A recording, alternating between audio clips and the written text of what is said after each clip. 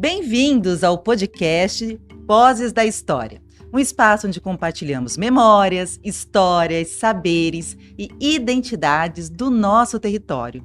E hoje, nesse episódio, nós vamos conversar sobre um dos locais mais fascinantes de São Sebastião, o convento do bairro São Francisco. E para conversarmos sobre isso, eu estou aqui com o jornalista, pesquisador de histórias regionais e autor, Edson Souza. Tudo bom? Tudo bem? Um prazer enorme ter você Igualmente. aqui no podcast. Muito obrigada por ter aceitado o nosso convite. Imagina. E o Edson, ele está lançando um novo livro, ele que já tem mais de 20 livros escritos, né? Sobre o litoral. Sobre o litoral. O Edson também ele tem um arquivo, o Arquivo Ilhabela, é um pesquisador, então, assim, ele se debruçou realmente sobre a história do convento, o que é uma grande honra, né, vindo de um profissional tão qualificado, com tanta experiência, um grande presente para São Sebastião. E o nome do livro é O Convento Franciscano e a Paróquia Nossa Senhora do Amparo. Sim. Eu fiquei tão em dúvida, falei, será que eu coloco o nome todo? Eu coloco só Convento Franciscano, mas existe mais com o mesmo nome. Outros, né? Então falei, eu vou colocar o Convento Franciscano e a Paróquia, embora a gente tá falando do complexo todo, mas tem que ficar registrado. A gente tá falando ali da parte conventual e da parte da paróquia, então... E Edson, conta um pouquinho assim para nós, como que surgiu, como que nasceu a ideia de escrever um livro sobre o convento? Sobre o convento, na verdade, desde pequeno eu já venho escrevendo sobre temas históricos no litoral. Eu termino já fico pesquisando, falei sobre o que eu vou falar agora. E aí a gente vê pessoas que fazem sugestões, escreve sobre tal tema, inclusive pediram pra gente escrever sobre a Confrio, que teve aqui em São Sebastião. Comecei. Mas aí eu falei, não sei, parece que tem uma coisa que chama, quando é pra mim pegar um tema e seguir em frente. Aí eu tava pesquisando na internet algumas coisas sobre história, vendo de outros países também que eu gosto. Tudo que é relacionado à história, não só do litoral, mas do Brasil todo, do mundo. Aí eu achei uma foto do convento. Eu achei que era em Portugal. Eu falei, não é possível, não conhecia. Você, aqui da Ilhabela, não conhecia o convento? Não conhecia o convento, você vê. Uau! Aí eu falei, caramba, que bonito. Eu mostrei pro Giliard, que é o meu sócio. Eu falei, cara, que legal, né? Esse prédio antigo deve ter um monte de história. Aí a gente foi ver, tava lá, Convento São Francisco da Praia. E eu não sei se as pessoas de São Sebastião já estão tão familiarizadas, assim, mas a gente que vem de Ilhabela, por exemplo, São Francisco da Praia, e a gente viu na internet distrito, eu falei, não tava casando. E daí eu falei, distrito, mas não, é bairro. Foi onde a gente pesquisou, falei, não, vamos lá conhecer, é aqui do lado. A gente foi e foi lá. Aí quando cheguei lá, me encantei, falei, meu próximo livro é daqui. E até então eu não sabia o tamanho do desafio, porque não tem documentações, assim, muitas documentações acessíveis. E eu falei, mas eu quero fazer, né? Entrei no prédio, eu lembro que quando eu tava subindo a escada ali, aconteceu algo que eu falo que foi meio sobrenatural. Segurei no corrimão, comecei a subir a escada, de repente parecia que eu tava andando sobre nuvens, assim, parece que era um chamado, né? Que eu olhei pra cima, assim, já... Você vê ali a parte do altar de Nossa Senhora do Amparo, parecia que ela estava falando, dando a missão, e a resposta foi sim, vou fazer. Não importa as dificuldades. Então foi bem legal, assim, né? Foi uma coisa que chamou para fazer, eu falei, vou fazer. Não sabia nem por onde começar, para ser sincero. Então eu chegava em casa, sentava assim na mesa, olhava pro computador, ficava horas ali, e falei, por onde começar, né? Quem que escreveu sobre o convento, onde... a gente pode iniciar para conseguir documentações. Isso que eu ia perguntar agora. E onde você encontrou essa documentação? Tem, assim, bastante literatura sobre o convento aqui do bairro? Tem algumas, assim, de época. Tem escritores do bairro, tem bastante. Como é que fala? Nossa, deu branco aqui no nome dele. Mas enfim, já eu lembro o nome, eu falo. É que a gente pesquisou tanta coisa. Mas quando Você estava falando da província também, né? Sim, quando a gente vai pesquisar, eu faço tipo um mapa. Falei, vou começar por aqui. Então eu vi que o convento, quem comandava lá era a província franciscana de Santo Antônio do Brasil. Falei, vou começar por aqui. Aí eu entrei no site deles, fiz contato com eles pelo canal. Fui vendo se eles tinham documentações relacionadas ao convento da época e tal, plantas, enfim. Aí consegui algumas coisas com eles. que iam passando, links, alguns PDFs de documentos antigos. Depois a gente achou alguma coisa na Hemeroteca do Estado de São Paulo, e a gente tem um link que você entra, tem acesso aos jornais de época. Então, muitos jornais propagavam as festas de antigamente. Estou falando de 1920, 1930, jornais dessa época. Então, inclusive, jornais detalhistas que, quando tinham o cemitério lá, se falecia alguém no bairro, saía no jornal. E as pessoas que iam no funeral, também o nome saía lá, tipo... E que jornal que era? Desculpa, eu não... Tem Diário de Santos, tem um outro que é a Tribuna de Santos também, tem a Tribuna de São Paulo e a Tribuna de Santos, são dois específicos. Então, no de Santos você acha muita coisa. Isso tudo tem link na internet, as pessoas conseguem acessar. Que bacana. Vai abrir, assim, de 1919 até 1960, por exemplo.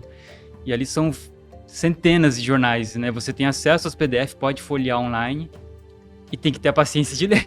Então, essas informações são muito importantes, porque como também o podcast é um projeto do Arquivo Histórico aqui da Prefeitura de São Sebastião, eu acho sempre muito importante a gente poder falar com as pessoas que têm interesse em fazer pesquisas, onde elas podem estar indo aí atrás de informações, né? A pesquisa bibliográfica a gente sempre gosta de deixar, né? Para as pessoas verem onde que a gente pesquisou, porque outras pessoas também... Que a gente quer fazer isso. Eu fiz um livro do convento, mas não quero que ele seja um único, ou não. Aquilo ali é o pontapé inicial. Eu quero que o livro chegue ao conhecimento das pessoas e incentive outras pessoas a escreverem também sobre o assunto. Eu acho que quanto mais pessoas falando sobre o convento ou sobre o bairro de São Francisco, é importante. Então, a pesquisa bibliográfica é um incentivo, né? É verdade. E vamos começar então aqui do começo, porque tem muita coisa para a gente falar sobre esse lugar, né? O convento, ele tem um espaço, assim... de muito afeto, né, entre os sebastianenses, eu acho que entre as pessoas do litoral, né, e eu moro lá no bairro, então eu passo na frente desse prédio quase todos os dias, e eu não me canso de olhar para ele e pensar, né, nas histórias, em quantas histórias devem ter dentro daquelas paredes, quanta coisa já aconteceu, e eu gostaria até de agradecer você, porque graças a essa entrevista, você ter aceitado vir aqui hoje, eu fui estudar um pouco sobre o convento para poder me preparar, né? E porque jornalista é assim, né? A gente sabe um pouquinho de tudo, mas não é especialista em nada, né? A ideia é essa, incentivar a Pois leitura. Incentivou. E aí, eu gostaria que você contasse um pouquinho para as pessoas que estão aqui nos ouvindo, para entender, para que elas entendam como era o bairro São Francisco no período da construção do convento. O que você descobriu sobre isso? Como era o bairro? Como que era a economia? As pessoas que viviam ali? Sim, o Frei Pantaleão Batista foi a semente ali, porque quando a província existia em Portugal. Então, no Brasil, quando eles fizeram a província franciscana, que chamaram de Santo Antônio do Brasil, levou um tempo ainda para eles conseguirem a autonomia, né? Foi o Papa Constâncio X que deu autonomia para o Brasil. Então, a partir desse momento que essa província no Rio de Janeiro consegue autonomia para decidir aqui dentro, eles tiveram que fazer uma eleição e eleger ali um custódio que vai ficar responsável pelos conventos e paróquias, igrejas, assim, no Brasil. Antes disso, eles tinham que reportar a Portugal para fazer alguma coisa, para ter autorização para trabalhar. Então, demorava muito na época, porque não tinha comunicação como a gente tem hoje. Então, essa província conseguiu autonomia, o Frei Pantaleão foi eleito a custódio e começou a fazer peregrinações pelo país para visitar outras iniciativas. Então, tinha sesmeiros que ganhavam terras em tal lugar e faziam uma capela. É o caso do bairro de São Francisco da Praia. Quando, em 1640, Antônio Coelho de Abreu e Luzia Alves foram morar lá, porque eles ganharam a sesmaria, fizeram o sítio, e dentro do sítio dele fizeram uma capelinha que destinaram a Nossa Senhora dos Desamparados, que foi o início. Então, eles já tinham essa intenção, junto com outros sesmeiros que foram morar lá, de querer fazer algo maior e tal. Então, quando eles souberam que o Frei Pantaleão estava fazendo a sua peregrinação pelo país e ele passou em São Sebastião na época, eles já receberam e compartilharam essa vontade de querer construir uma igreja maior, né? E aí eles apontaram vários terrenos onde podia ser feito e o Frei gostou de um que era lá no bairro. Nada bobo, né? Porque o lugar é espetacular, né? Lindo, né? Até foi isso que encantou ele, próximo do mar. já tinha ali uma capelinha, né? A gente chama de ermida, que ermida é uma capela, uma construção menor, num lugar mais ermo, mais distante né? E aí ele falou, vai ser aqui. Aí o Antônio, na época, o Antônio Coelho de Abreu gostou, doou 100 braças de terra para então fazer. Então essa capela pequena dos Desamparados foi, na verdade, a casa dos primeiros freis que vieram para preparar o terreno para fazer o convento como nós conhecemos hoje. Entendi. Eles ficaram hospedados ali. E essa capela de Nossa Senhora dos Desamparados tem uma lenda, né, que conta, lenda é lenda, né? Enfim, aí a história que vai passando, né, por gerações. Mas eu encontrei ela nesse livro do Frei Basílio. Basílio Hoover. Isso. E ele conta essa lenda ali também, então acho que é interessante para as pessoas que estão nos ouvindo, né, para conhecer, que diz que essa ermida que você falou, ela foi erguida por 2 freis que eles naufragaram ali próximo ao bairro São Francisco. Então eles conseguiram chegar até a praia, construir essa capela, Nossa Senhora dos Amparados, e que depois de algum tempo aportou por ali um navio holandês, que eram inimigos, né? E esses navegadores, eles pediram água e os freis atenderam. E que, em troca, esses navegadores deram utensílios, ferramentas. E aí se sentindo amparados, eles teriam mudado o nome, então, para Nossa Senhora do Amparo. Isso é uma lenda? Ou tem alguma verdade? Como que aconteceu essa mudança do nome de Nossa Senhora dos Desamparados para Nossa Senhora do Amparo? Uau! Qual é o fato?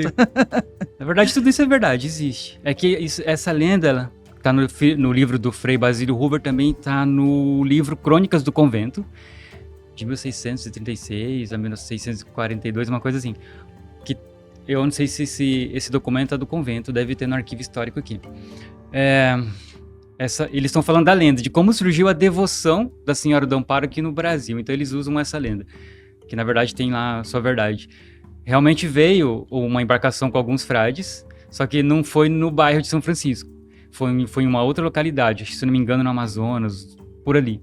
Eles acabam naufragando, não tinha como fazer contato na época com a província para pedir ajuda, ficaram lá, no meio do mato. Foram acolhidos por uma aldeia indígena e ali eles acabam construindo uma ermida nesse lugar, no bairro. E ali começa a devoção à Nossa Senhora dos Desamparados, que eles se sentiam desamparados por estar lá perdido no meio do mato. E nisso veio uma embarcação de exploradores, uma embarcação que eles falam que é corsárias, depende de qual livro a gente está lendo, que cada um chama de um jeito. Corsário, pirata e explorador são termos diferentes. Mas essa embarcação parou lá e os caras foram ajudados por esses frades que já estavam convivendo ali no meio da aldeia, né? Então, quer dizer, não foi aqui no bairro São Francisco que isso teria acontecido. Mas esse é o berço de como surgiu a devoção à Senhora do Amparo. Entendi. Porque depois eles falam, os exploradores que achavam que iam ser estrangulados pelos indígenas, na verdade não sabiam que iam dar de cara com um monte de frade vivendo ali e se sentiram amparados. Então tem esses 2 nomes, desamparados porque os freis ficaram ali, desassistido, porque não tinha como comunicar ninguém para salvar eles, e amparados porque já é a história desses caras que... Então nasce ali Nossa Senhora dos Desamparados. Então o termo vai se espalhando, vai chegando às colônias e as pessoas vão fazendo capelas e falando, vamos entronizar aqui Nossa Senhora dos Desamparados. Então começa a surgir assim a fé. Entendi. Mas a capela mesmo dos Desamparados no bairro de São Francisco foi o Antônio Coelho e a Luzia, junto com os demais moradores lá, que tiveram essa iniciativa de construir. E depois os franciscanos que vieram para preparar o convento, que com a mão de obra dos escravizados fizeram o que a gente conhece hoje, que é a arquitetura que está lá. Nós vamos chegar lá. Sim. Mas antes, vamos dar um passinho para trás, que eu gostaria que você falasse um pouco sobre os primeiros freis que vieram aí para a construção do convento, né? Tiveram 2 que trabalharam na construção do convento. E queria que você contasse um pouquinho sobre esses freis, se você tem alguma curiosidade também. Muitas. O Pantaleão, quando ele começou a fazer a peregrinação e chegou no bairro de São Francisco, que ele ouviu da comunidade o desejo deles de construir uma igreja maior, ele aceitou, levou para a província, tinha que esperar, né? A província dar a autorização. E isso aconteceu. Então, a partir daí, eles podiam fazer. Então, o Frei continuou sua peregrinação, mas destinou para ali, para o bairro, 3 freis que foram para lá para preparar, então, o terreno, para fazer os estudos, para então construir toda aquela estrutura que está lá hoje. Esses 3 freis vieram para cá. Bento da Conceição, Baltazar da Neves e o Luiz, que era conhecido como Tangerina. Ah, eu adorei esse apelido. Tangerina? Eu fiquei pensando se era porque talvez ele fosse ruivo, né? Então, o Frei Basílio cita ele como Luiz, aí, entre parênteses, vulgo Tangerina. Eu também fiquei imaginando, por que será Tangerina? Bom, enfim. Quem sabe um dia a gente não encontra alguma coisa, né? Sei. Na época não existia a fotografia, Lá na frente né? Um eles vão fazer alguma coisa, uma pintura, né? Lá na frente eles vão fazer um pomar ali atrás do convento. Eu fico imaginando qual será o primeiro pé que eles plantaram. Quem sabe não serve de inspiração, né, Edson? Luiz Tangerina plantou os pés de tangerina no bairro. Enfim, aí eles passaram a morar nessa capela dos desamparados. A capelinha primeira que existia. E o primeiro prédio é que o convento foi construído por blocos. Então, a Capela dos Desamparados, na frente eles construíram uma outra que chamaram de Capela Provisória, para então transferir para ali as imagens históricas, e eles continuaram morando aqui, então, na primeira capelinha. Tudo começou a ser feito na Capela Provisória na frente, onde as pessoas iam para assistir as missas e tal. Aí depois eles começaram a estudar a ala conventual, que era mais para frente. A igreja em si no meio não foi feita ainda, então ficou assim, o convento, no outro lado, tudo ali vai ser grudado. Hoje a gente vai lá, você vê a escadaria. Onde sobe aquela escadaria ficou vaga porque eles fizeram um convento. Ah, entendi. Porque com o convento, pronto, eles podiam usar como morada para que outros frades também viessem para cá e ia ajudando a fazer as coisas. Então construíram o convento e as capelas aqui. Tá. E nisso teve um momento que eles tinham lá, um momento de dar um dia de descanso, né? Que um dos freis que veio para cá, que é o Bento da Conceição, ele já veio com um conhecimento de carpintaria, de pedreiro. Então, a visão dele colaborou muito ali. Nisso, ele sai para conhecer as vilas de Vila Bela, hoje Ilha Bela. Ele queria conhecer um pouco das comunidades lá. E acaba que ele acabou tendo um acidente que levou a óbito dele.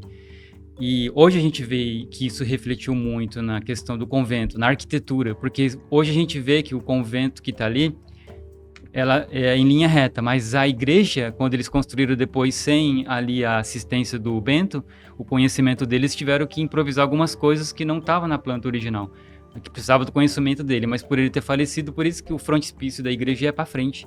Ah, nossa, então esse frei fez muita falta ali, né? Fez, eles fizeram. Hoje a gente vê, quando vai no convento, você vê que a igreja é fora do bloco, assim. É verdade. Eles tiveram que meio que fazer um improviso, porque não tinha ali aquela visão do especialista que estava faltando. Nossa, então isso ali não foi proposital, foi um problema na construção ali. Sim. E aí depois eu fiquei sabendo uma história também curiosa sobre esse Frei Bento, né? Bento da Conceição. Que também você pode confirmar para mim. O que eu li é que o corpo dele foi encontrado 11 dias depois e que ele estava assim, sem cheiro, que ele estava intacto. Uhum. Isso procede ou é histórias assim que também vão sendo passadas? Então, de acordo com os documentos da província que a gente teve acesso e leu, que foram também reproduzidos pelo Frei Basílio Hoover no livro Páginas de História Franciscana do Brasil, eles contam a mesma coisa, que o Frei saiu para conhecer as vilas, queria conhecer um pouco da comunidade da ilha que estava aqui próxima, né? Vila Bela na época, hoje Ilha Bela. E ele acabou falecendo, então eles foram procurar, encontraram ele no canal, intacto, 11 dias depois. E aí levaram ele para enterrar na Capela Provisória, que era lá mesmo no convento, na parede ali, que era um hábito da época, enterrar as pessoas, né, dentro do convento mesmo. É interessante como isso, né? Acho que por São Sebastião ainda ser um lugar muito isolado, mas eu fico pensando, né? Trazendo essa história para hoje, o que aconteceria, né? Ele poderia ser, sei lá, santificado, é assim que se fala, eu não, esse termo que usa, mas seria com certeza uma coisa muito, muito assim, interessante, daria muito o que falar, né? O nome também, Bento da Conceição, já parece que é... Verdade. Reflete muito, a gente consegue imaginar uma imagem muito linda, religiosa. História muito legal. Eu gostaria de pedir aqui para o Márcio para passar umas fotos aqui agora do convento, para a gente poder ver juntos. Essa foto é bem antiga, tem aí as redes de pesca, né, que são tão importantes, marcam tanto a cultura da pesca ali do bairro São Francisco, né, onde está instalada. essa capelinha. Isso aí não existe mais no local, mas ela pertencia a um assunto que nós vamos falar logo, logo, que é a capela da Ordem Terceira, né? Que nós vamos tratar. Isso aí já é um pouquinho mais atual, né? Já é um prédio do convento mais atual. Essa que linda. Olha como era o bairro, né? Ainda não tinha escadaria, só tinha... Era uma rampa só. Mas dá pra ver perfeitamente o que você falou ali sobre a falta de simetria ali, né? Sim, sim. Você vê que o prédio ali na frente é pra frente a igreja, né? O convento do lado, a capela lá no canto. E ali no cantinho, eu queria chamar a atenção também para um muro branco, que ali era o cemitério que você falou no início da nossa conversa, né? Então, e hoje também ali tá tudo ocupado, né? Por casas. Esse é o fundo do convento? Esse é o fundo do convento. Também hoje está totalmente tomado, né? E ele aí, maravilhoso, né? Imponente aí. Parece até que sobre as águas, assim, olhando, uma coisa maravilhosa, né? Que coisa. O contraste dele com a Serra do Mar ali no fundo. É muito bonito, né? Faça, sem dúvida. A pedra fundamental, quando foi lançada, é o cruzeiro. Ah, é mesmo? Sim. Porque então não foi o convento, a pedra fundamental é onde hoje está o cruzeiro? É onde está o cruzeiro. Quando os franciscanos iam fazer alguma obra em algum lugar, eles colocavam a pedra fundamental. Então era essa parte, era o cruzeiro na frente para simbolizar para as pessoas que ali era uma obra franciscana que ia estar sendo realizada. E quando foi colocada essa pedra fundamental? 1664, quando eles inauguraram. Aí começaram a fazer a obra do convento, da igreja e tal, para inaugurar. E esse convento demorou ainda bastante tempo para ser finalizado ou não? Porque ele é enorme, né? Imagina assim, a falta também de equipamentos. Quanto tempo será que ele levou para ser construído? Para construir é uma história bem sofrida, porque na época o Brasil colonial funcionava dessa forma. Então os fazendeiros, as pessoas que tinham em volta, que também assim, incentivaram, né, a causa ali de, vamos construir um convento lá, eles doavam as coisas também para os frades, para cooperar. Então, muitos desses que tinham escravizados na época acabavam doando esses escravizados para a igreja.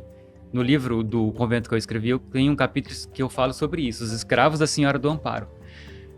Foi uma polêmica, muita gente não gosta, mas eu acho que o Brasil colonial funcionava dessa forma, a gente não pode cessar de falar, a gente tem que mostrar como funcionava naquela época. Então, quando a gente olha para o convento, hoje, para toda aquela estrutura, a gente está vendo, né, um prédio que foi construído com um serviço dos escravizados, forçado.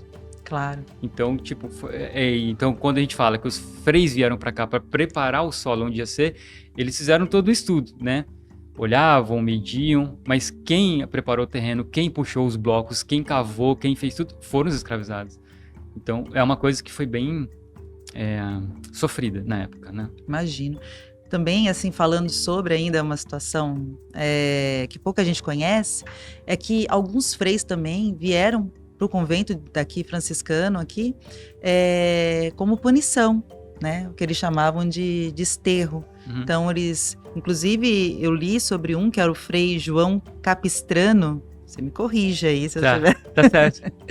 Que ele era um homem muito estudado e ele veio para cá também por causa de um outro frei, enfim, que era um superior dele e que não gostava dele, enfim, quis puni-lo. Então, também vieram alguns freis para cá, né? Tinha muito isso, porque a mesa da diretoria, a província era no Rio de Janeiro. Então eles decidiam lá quem que vai ser o guardião de tal época. Tinha freis que vinham pra cá, ficava como guardião por 3, 4 anos. Dificilmente ultrapassava esse limite. Elegiam outro, que às vezes aceitava o cargo, mas não vinha morar aqui. Eles estavam em outro convento, num outro estado, e comandava de lá. Então, o zelador, o porteiro que morava aí, que passava as ordens. Então, tipo, por isso que muita coisa chegou a desaparecer do convento. Em termos de material, de livros, de informações, de plantas que eram alteradas, porque as terras do convento ali era todas, você vê, mas com o tempo aconteceu de invadirem, de grilarem, então tinha muito isso. Então vinha para cá às vezes frades que tinha mais experiência e tinha outros que era novo, que às vezes cometeu algum deslize, alguma coisa lá em cima e como punição mandava para cá. Muitos deles não gostavam porque o convento para cá era visto como um lugar ermo, distante de tudo, eles não queriam ficar isolados aqui. Então vinha para cá como punição, passava um tempo aqui até conseguirem autorização para voltarem para a missão num outro lugar. Acontecia muito isso. Então teve Entendi. freis ali que fez um trabalho legal, teve freis que foram aplaudidos, teve freis que as pessoas oravam para que não voltassem mais para cá. Então isso mostra, né, tudo essa linha do tempo, como é que funcionavam as coisas ali dentro, que todos somos falhos, né? Claro. Então acontecia muito isso. É verdade. E ainda falando sobre os escravizados, voltando a esse assunto agora, eu também li que em 1799, quer dizer, muitos anos antes da assinatura da Lei Áurea, né, da abolição da escravatura, Uhum. teve um casamento lá no convento do bairro São Francisco entre um homem liberto, Uhum. né, que é o Antônio Rodrigues Machado, com uma escravizada, que é a Anacleta do Amparo. Essa história me chamou muito a atenção e eu gostaria de saber se isso era comum na época, os casamentos, porque eu li também que o guardião que fez esse casamento, ele precisou responder ao inquérito, ele foi investigado, porque existia ali a ideia de anular, né? Então, isso me fez pensar e eu gostaria de saber, você como pesquisou sobre esse assunto, se você descobriu mais alguma coisa e se essa prática, o casamento entre um homem liberto e uma escravizada, naquele período, era uma coisa comum de acontecer. Sim, guardião, eles não eram o presidente, né?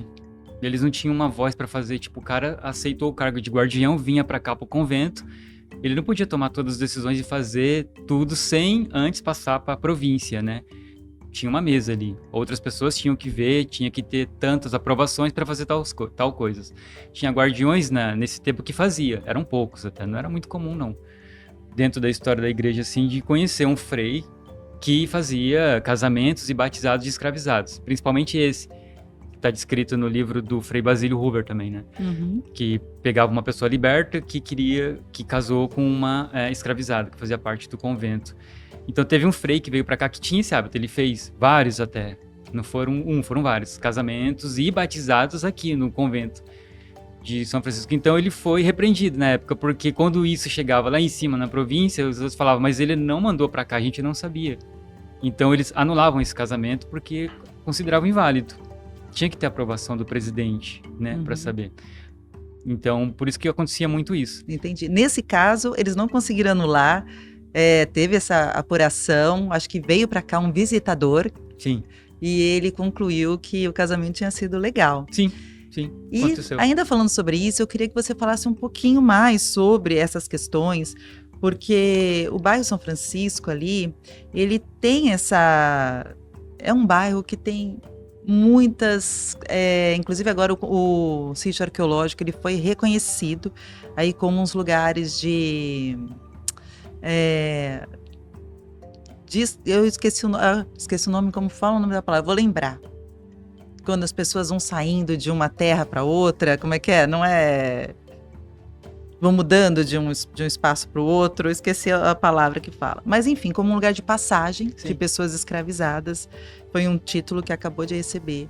Então ali a gente tem que saber, né, dessa história que foi construída com mão de obra escravizada. Eu acho que isso é muito importante, né? Faz parte da nossa história, da nossa cidade. E ali no livro desse frei, ele faz muitas menções. Inclusive ele fala sobre que os escravizados eles eram muito rebeldes, né? Do ponto de vista deles, é claro, né? Alguns eram. Porque os frades, eles recebiam a doação dos senhores de engenho na época. Os caras doavam a mão de obra escrava doavam os escravizados que agora faziam parte do convento. Então mudava o senhorio ali, eram os freis que iam comandar eles.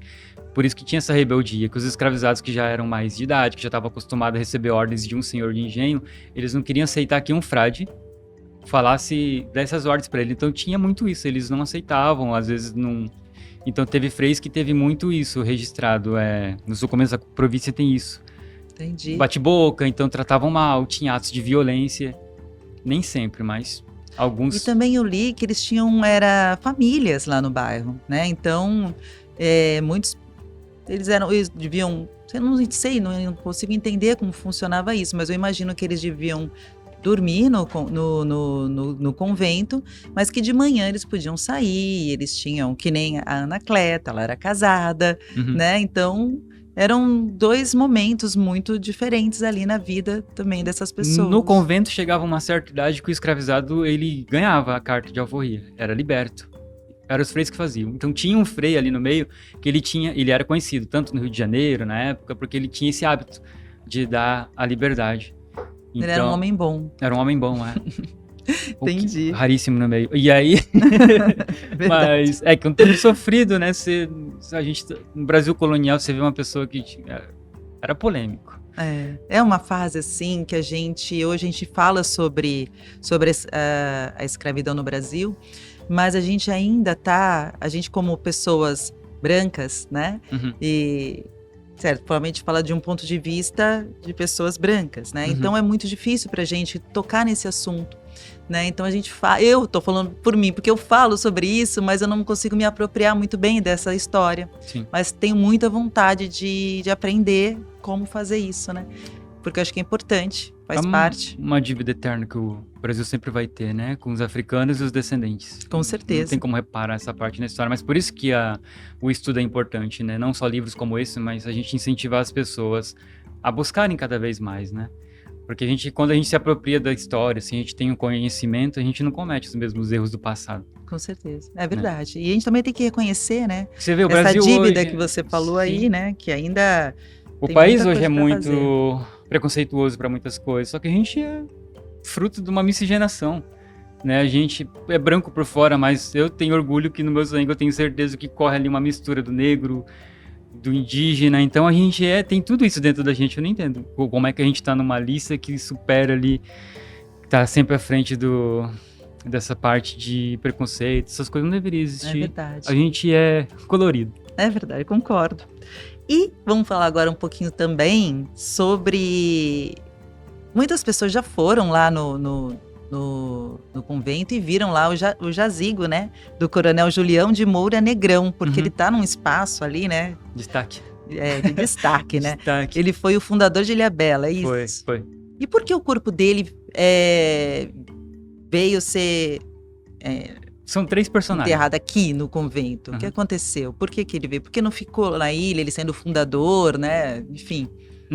Voltando na parte de referência bibliográfica, o livro Genealogia Sebastianense, de Gabriel Santana, fala muito isso. Quando a gente começa a pesquisar as famílias antigas de São Sebastião, você vê que era um hábito uma pessoa ter filhos e batizar com o mesmo nome do pai. Isso gera uma confusão histórica muito grande. Por isso que é bom estudar a genealogia dessas famílias. Julião de Moura Negrão é o primeiro, ele era capitão-mor aqui em São Sebastião. Foi o primeiro. Ele teve depois um filho, que ele também chamou de Julião de Moura Negrão. Olha. Então, o fundador de Vila Bela vem dessa família. Ele é o terceiro na família com o mesmo nome. Então, Julião de Moura Negrão, a gente fala Julião de Moura Negrão pai, Julião de Moura Negrão neto. O de Vila Bela é o filho. Certo. Então, o que está enterrado lá, o que está sepultado no convento é o de Vila Bela, que é o filho. É o terceiro. E ele veio para cá porque a família dele era daqui. Entendi. Ele acabou se tornando o capitão-mor lá de Vila Bela, né? Foi um projeto que o pai dele que projetou a emancipação lá da cidade de Ilhabela. Quando a ilha ali vai atingir a vila em 1805, na verdade, o filho continuou um trabalho que já veio projetado pelo pai. Tá certo. Daqui, então por isso que ele veio para cá. Nossa, olha só, bacana, nossa, não sabia disso, obrigada. E, além do convento, o bairro São Francisco tem muitas coisas maravilhosas, né? Nossa, ali é berço. As festas antigas. As festas, as paneleiras do bairro São Francisco, né? E o seu livro você também fala um pouco sobre isso, né? O que você descobriu sobre isso? Quando eu comecei a escrever sobre o convento, achei que ia ser um livro só sobre a igreja em si. Mas não, abriu as portas, falei, vamos falar do bairro todo. Porque tem muita história ali, né? A questão das paneleiras também, que extraíam o barro dali da região, né? Tinha vários lugares que pegavam. A gente foi, durante as pesquisas, entrevistar alguns moradores lá do bairro. A gente conversou com o Pampo, acho que o nome é Riberto da Ressurreição, que é mais conhecido como Pampo ali, né? Que é o filho da Adélia. Uhum. Ele mostrou tanta coisa pra gente ir lá e o jeito dele falar, assim, então eu acho muito importante esse resgate material, pegar as memórias das pessoas e acaba sendo a peça que faltava no quebra-cabeça. Os documentos históricos levam a gente até certo ponto, mas fica algumas lacunas para ser preenchido. Então a gente coloca o resgate material, a gente chega, né, mais próximo da realidade de como funcionavam as coisas na época. E assim a gente reconstruiu a história do bairro, né, de como tudo funcionava antes de ter uma rodovia, antes de ter todas aquelas ruas que era só estrada de barro. As festas antigamente não tinha energia elétrica, eles colocavam tocheiros e durante a noite, quando ia passar a procissão, eles acendiam aquilo, então o caminho inteiro era iluminado com tochas. E os documentos citam que eram paus d'alhos, que tinha ali árvores que exalavam um cheiro à noite. Então eu fiquei imaginando como era bonito, né, na época, como deveria ser a tranquilidade, a paz que era passar ali com a procissão à noite. Nossa, é verdade. Você tá falando isso, eu tô aqui viajando com você. Inclusive, eu vi ali que você cita, você faz uma homenagem, né, a um dos moradores antigos ali do bairro, que é o mestre Pedro de Jesus Moreira. Uhum. Quem foi esse senhor? Quem foi o mestre Pedro? Quando a gente tava fazendo a pesquisa pro livro, a gente conversou com o Pampa, aí eles falaram, vamos na casa do Pedrinho, pescador lá. O Pedrinho tem várias histórias aqui também, que é o companheiro lá do Pampa, na pesca e tal. Aí a gente falou, vamos lá. Eles apresentaram o Pedro pra gente, né? Eu acho que ele tinha 93 anos, ou 92.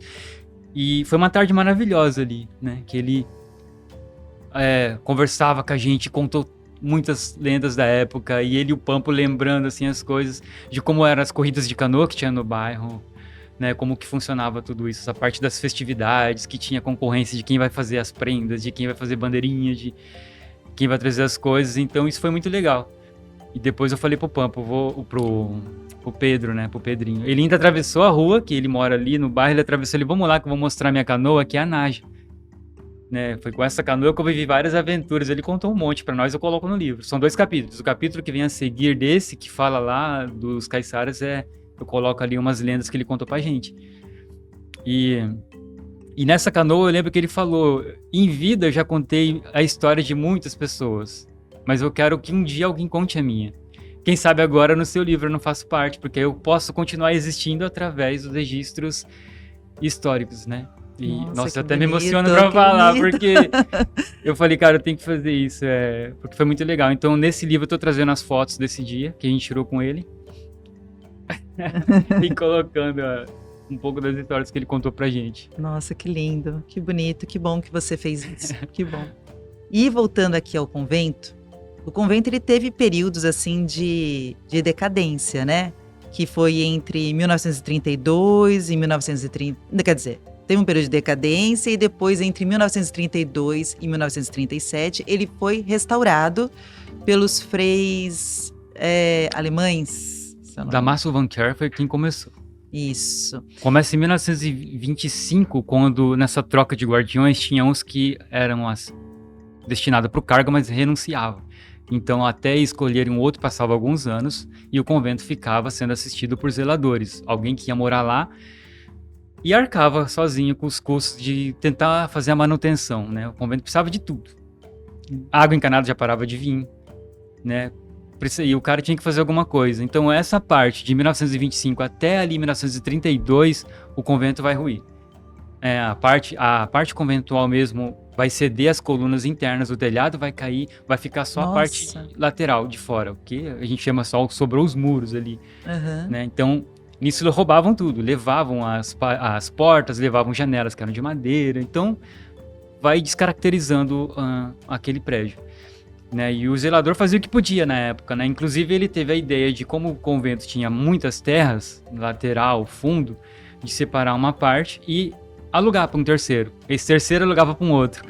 E quando vai mudando isso lá na frente, que o zelador sai, não tinha livro de contas, não tinha nada, entrava um outro, então aquilo lá ficava, Deus dará, ninguém lembrava. Então o cara se apossava, falava, eu sou dono desse terreno. Por isso que o convento perdeu muito de suas terras, né? Porque falam que grilavam os terrenos, mas porque não tinha controle. Entendi. Quando vinha para cá um novo guardião com a missão de reformar e tal, ele tinha um trabalho imenso para poder tentar entender como tudo aquilo funcionava e em que pé estava. Entendi. Então, quando chegou ali em 1932, o convento já estava pedindo socorro, porque já estava tudo quebrado, né? A parte conventual não podia abrigar mais ninguém, porque estava tudo caído. A igreja já estava com as telhas quebradas quando chovia. A parte interna era tudo de madeira, mofado, insetos xilófagos quebravam os altares. Então, o Frei Damaso foi quem teve esse início de querer restaurar. Então, ele trocou algumas coisas na paróquia para manter e refez o convento, né, com a ajuda da mão de obra da comunidade ali. Conseguiu levantar o convento. Uns 4 anos de trabalho ali. Entendi. Essa parte conventual, quando ficou pronta, veio outros fez para cá, começaram a morar ali para fazer a parte missionária, fazer as festas e pedir colaborações. E com isso eles conseguem arrecadar dinheiro. Ok. Entendi. E aí, hoje, esse convento está precisando novamente, né, de um restauro, né? Ele é muito bonito por si só, mas ele precisa uma reforma no telhado. A gente vai lá, a gente vê algumas manchas de infiltração. E é um grande desejo da comunidade do bairro em ver esse lugar, né, novamente aí restaurado. Você acredita que o seu livro pode contribuir para inspirar aí pessoas, enfim, religiosos, a estarem olhando para esse convento assim e pensando no restauro, no investimento? Você chegou a pensar sobre isso quando você estava escrevendo? O meu objetivo com o livro é esse. Na verdade, fazer a história dele ficar conhecida. Porque é muito difícil quando você vai atrás de um projeto de restauro, mas as pessoas não conhecem a história do que está sendo pedido, né? Eu mesmo sou de Ilhabela. Quando eu li para o convento a primeira vez, não conhecia. Uhum. Eu vi a foto dele e nem imaginava que era ali. Eu acho que muita gente não imagina porque agora, com a construção da rodovia, as pessoas passam por trás. Antigamente não existia essa rodovia ali, que era toda a entrada era pela rua Padre Gastão, que chama hoje, passa em frente ao convento, vai na Martins do Val e liga lá na frente. Antigamente era isso, então as pessoas conheciam. Depois que inauguraram ali a parte da rodovia, as pessoas desviaram o caminho. Então, por isso que eu acho que muita gente ainda não está familiarizada de que ali existe um convento franciscano. Então, eu acho que precisa desse olhar sensível. Então, eu quis chamar a atenção com esse livro. Falei, vou fazer a história, né? E quem sabe esse livro chega no conhecimento, faça com que essas esferas municipal, estadual, conversem, né? Porque precisa. Né? É difícil, a gente sabe, porque o convento é trabalhoso, a gente sabe que isso tudo é caro pelo estado que ele está hoje, mas é uma coisa que não precisa fazer, que nem eu falo, tudo de uma vez. Passo a passo a gente começa fazendo.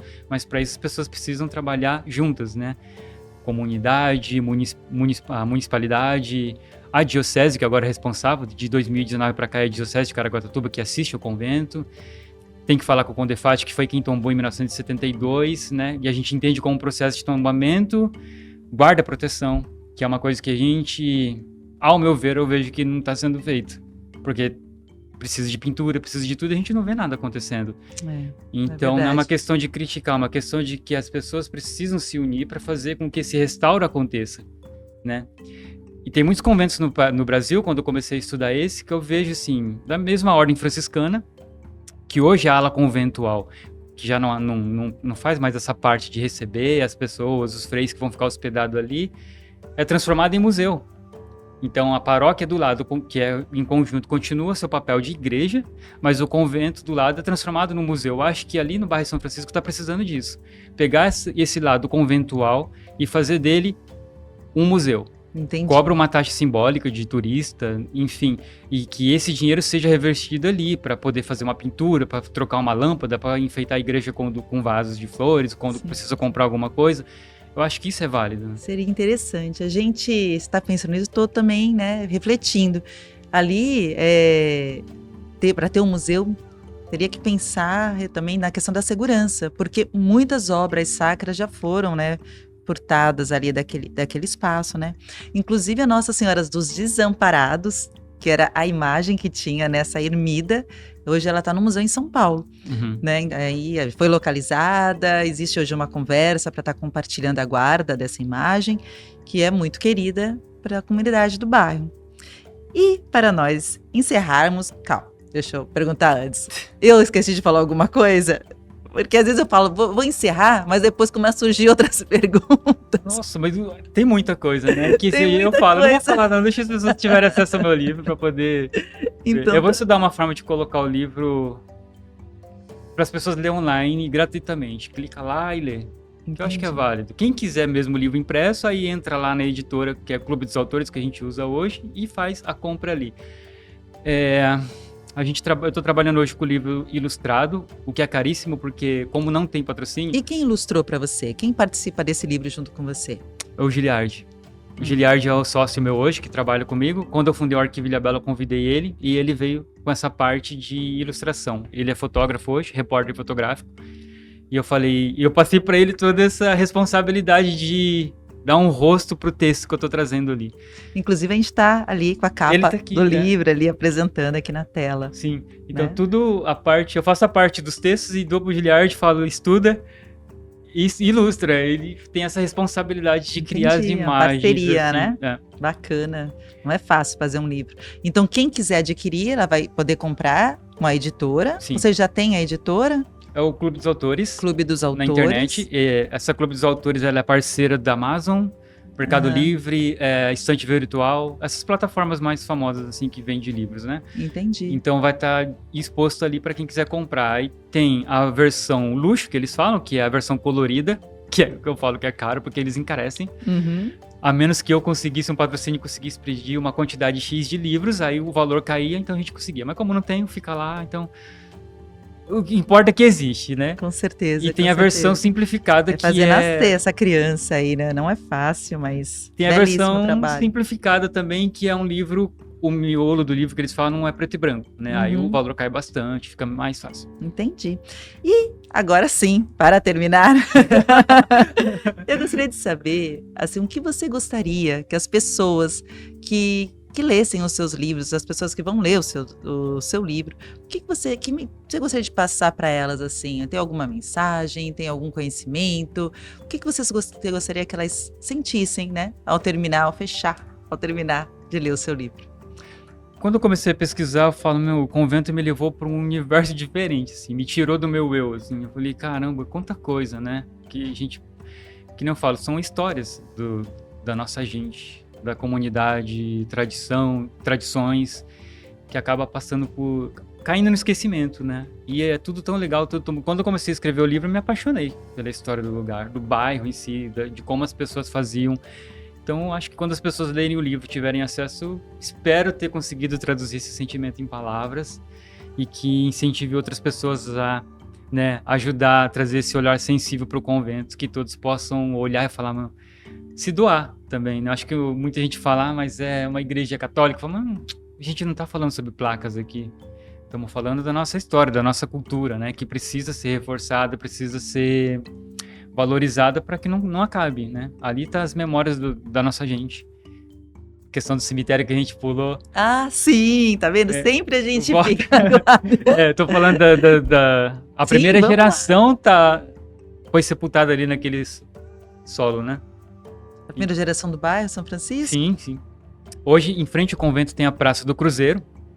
O Cruzeiro é a pedra fundamental, né? Foi sinalizada ali. Então, essa praça hoje leva o nome de Lourenço Lovisi. Isso. Ele morou no bairro, é um italiano que veio pro bairro em 1888 como comerciante. E ele se envolvia nas festas, ele ajudava, comprava troféus para distribuir ali nas corridas de canoa caiçara que tinha. Então era uma pessoa muito envolvida, ele, a família, e tinha o filho. Então você vê, essa geração toda foi sepultada ali no cemitério extinto que existia do lado do convento. Então as pessoas acabam esquecendo, né? Você sabe se, enfim, se teve alguma transferência desses restos mortais que estavam ali para um outro tipo para um outro cemitério? Ou Não teve. não teve? Tá certo. Tinha um cemitério no Portal da Olaria. É, Tinha não, o cemitério ainda está lá. Não sei se ainda faz a sua função, que eu acho que não. acho que não. Mas Acho que não pode mais, porque a questão dizem de que por estar contaminação muito do próximo ao solo, mar, né, a questão do... Enfim, mas quando esse cemitério da Olaria foi aberto, muitas pessoas acreditaram que ia ter essa transferência dos ossários para lá, mas não. Aquilo ficou abandonado, as campas quebraram, o mato dominou, outras pessoas acabaram usurpando ali o lugar, construíram casa em cima que vendiam para um, para outro. Então hoje as casas estão em cima do cemitério. desse lugar. Tá Eu certo. tenho essa curiosidade para saber se as pessoas nessas casas já viram alguma coisa sobrenatural também. Quem sabe, né? Depois do nosso podcast não aparece alguém contando alguma coisa aqui. Mas enfim. Aí a capa do seu livro. Quero reforçar então, para quem nos acompanhou aqui nesse podcast, o livro aqui do Edson Souza, né? O Convento aí do franciscano. E é um livro super, super caprichado, resultado de uma pesquisa aprofundada, né? E que fala também do convento e também sobre os moradores antigos do bairro, né? Faz homenagens. E então quem tem curiosidade sobre o convento, mas também quer conhecer um pouco mais sobre a cultura do bairro, não pode deixar de adquirir esse livro, que tá lindo. E nós vamos encerrar aqui, Edson. Quero convidar as pessoas também que nos acompanharam, que gostam do podcast Vozes da História, para que você compartilhe o podcast e convide aí o seu amigo, a sua amiga que gosta de história para estar assistindo, para estar nos acompanhando. Eu adoro receber mensagens, viu, dos ouvintes. Então, você aí que está me ouvindo, escreve. Eu também gosto muito de receber sugestões de entrevistados. Então, se você tem curiosidade para ouvir, saber alguma coisa sobre a história de São Sebastião, escreve para mim. Quem sabe aí não pode ser o tema do nosso próximo episódio. E muito obrigada novamente, viu, Edson? Imagina, eu que agradeço o espaço, né, e a oportunidade de estar aqui divulgando um pouco desse trabalho. Estou muito feliz. Ah, eu também. Eu estou mais feliz, viu? E é isso, gente. Um beijo e até o próximo episódio.